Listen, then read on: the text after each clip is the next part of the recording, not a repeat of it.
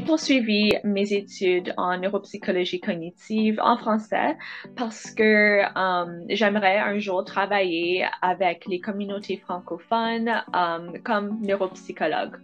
Et j'ai remarqué que la plupart du temps, ces services sont seulement disponibles en anglais, surtout ici à Toronto où j'habite. Et je veux noter qu'afin d'évaluer avec précision le fonctionnement neuropsychologique d'un individu, on doit l'évaluer dans la langue avec laquelle il ou elle est le plus à l'aise.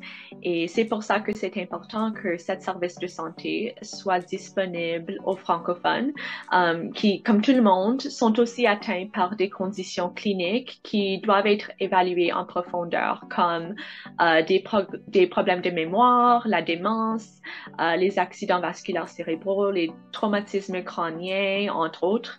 Et on ne peut pas fournir de bonnes évaluations neuropsychologiques aux francophones sans des neuropsychologues qui peuvent parler le français et travailler en français. Et une autre raison pour laquelle j'ai poursuivi mes études en français, c'est parce que j'aime tellement la langue.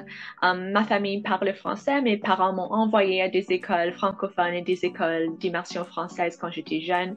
Et là, j'ai appris à valoriser le bilinguisme et tous les bénéfices qu'apporte la langue française au Canada.